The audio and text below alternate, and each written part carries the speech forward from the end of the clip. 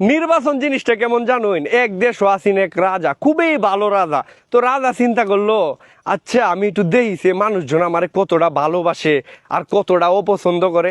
এই চিন্তা করে রাজা একদিন সিদ্ধান্ত লইল যে একটা অন্ধকার রাতে রাজ্যের যত প্রজা আছে সবাই সে ওপেনলি একটা দায়িত্ব দিয়ে দিব, যে এই রাজ্যের যারা তারে পছন্দ করে তারা হইলো তার যে দিঘিটা আছে এই দিঘিটার মধ্যে নতুন একটা দিঘি করে লইছে, তো এই দিঘিটার মধ্যে 1 গ্লাস করে দুধ দিব, আর যারা তারে পছন্দ করে না তারা দিব 1 গ্লাস করে পানি।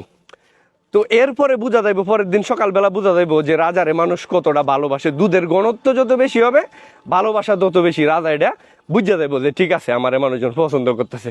তো স্বাভাবিকভাবে এই রাজা তো এই অথেন্টিক জিনিসটা জানতে চাইছে, কিন্তু রাজার সাথে যারা আছে এই উজির নাজির লস্কর লস্কর যেটি আছে সেটি করতেছে, হ্যাঁ রাজারে তো অপমান করতে দেওয়া যাবে না।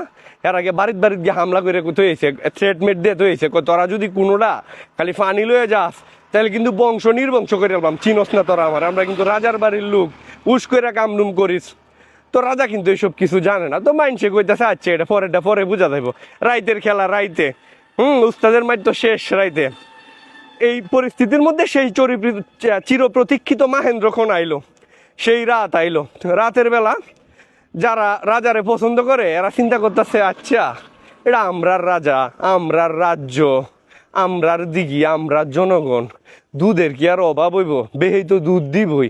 তা আমি হুদাইন গিয়া 1 গ্লাস দুধ মানে 1 পা দুধ বর্তমান বাজার দর অনুযায়ী 30 টাকা পড়িয়া যায় প্রায়, এই টিয়াটা আমি কেড়ে খরচ করতাম, বেহেই তো দুধেই দিব, আমি 1 গ্লাস পানি দিয়ে দিই। এটা হলো রাজার পক্ষের লোকে কইতাছে।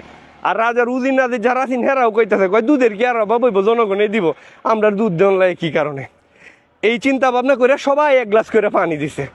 আবার যারা রাজার বিরোধী দল আছে এরা চিন্তা করলো, শালা আমি তো পানি আমার কিনে দেওয়া লাগতেছে, তাহলে আমি গ্লাস দিয়ে দিই করে আমি দেয়া মইলো বালতি ভরিয়া। তো এই চিন্তা ভাবনা করিয়া পরের দিন সোয়ালে রাজা গিয়া তো শীত তোটাঙের মতো অবস্থা, কই সব মানুষ আমি কি করলাম, কারে দিলাম রাজার ফাট, গিয়া দে দিঘির মধ্যে কোনো পানির সিটা দুধের কোনো সিটা ফুটা নাই, সব বইরে গেছে পানি দেয়া। তারপর রাজা সিদ্ধান্ত লইল, না এই দেশে আমি আর থাকবো না, আমি বিলাত চলে যাব। তারপর সেই দেশ ছাইরিয়া এই যে রাজা গেল বিলাতে চলে গেল, লন্ডনে গিয়া বয়ে থাকিয়া সে ডিড নট কাম ব্যাক, সে আর কোনোদিন ফিরত আইলো না। সেই রাজা সেখানেই থাকিয়ে বুড়া হয়ে গেল। এই হইলো সেই রাজার কাহিনী।